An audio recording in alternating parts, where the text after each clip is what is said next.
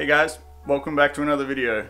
Today we're going to be discussing the difference between wake surfing and skurfing. It's come to my attention that a lot of people don't know the difference because I've heard some people saying that they're going skurfing when in reality they're actually going wake surfing. I'm going to start with describing them and then we'll get into the differences after that. So let's get started. Hey everyone, voice over me again. I need to be fully transparent with you. I'm actually garbage at wake surfing and skurfing. I've tried both, but both were mildly unsuccessful. Like, I could get up and ride around, but I'm definitely no hotshot, that's for sure. First up is skurfing. Skurfing is riding on a normal size surfboard, long line, so 18 meters or about 60 foot, behind any boat, be it wake boat, ski boat, fishing boat, tinny.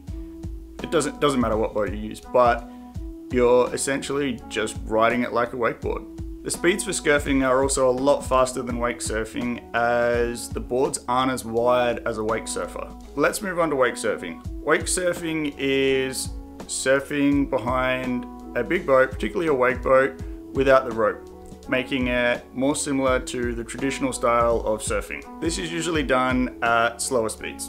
Okay, let's get into the differences. So we'll start with the differences in boards. A skurfer is between 7 to 8 foot long, has a single large fin, is narrower than a wake surfboard, so a more traditional surfboard shape, and has a similar structure and materials used to that of a surfboard. Okay, let's move on to wake surfers. A wake surfer is usually between 4.5 to 5 foot long, has 3 or more fins, is wider than a traditional surfboard, and has a structure that is more similar to a wakeboard. So carbon stringers, channels on the base, and things like that.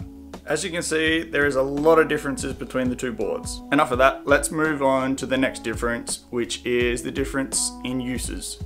So a skurfer is usually used long line at a faster speed and behind anything from a tinny to a wake boat. You can do a beach start and can have up to 2 people at a time behind the boat. Moving on to wake surfing, it is done traditionally at lower speeds with a short rope. Hi everyone, voice over me again. Sorry to interject, but I didn't tell you the exact length of a wake surf rope.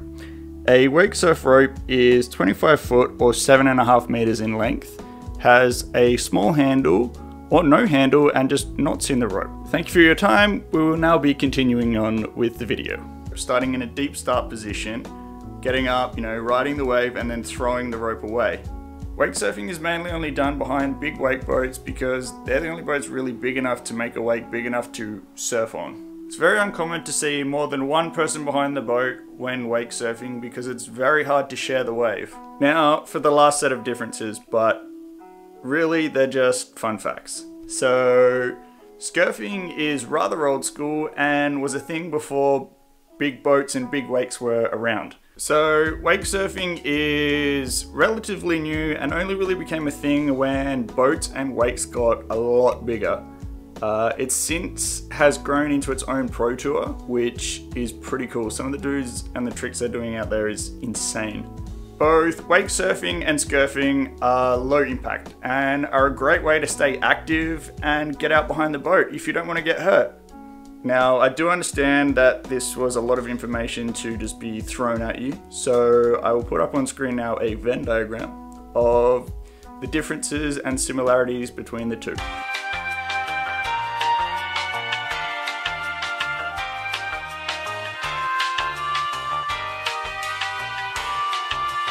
Now, to recap it all, I obviously am garbage at both, but however, they are both very fun, and I do recommend trying them when you get a chance. That's it for today's video though. If you liked it, leave a thumbs up. If you're new, please consider subscribing.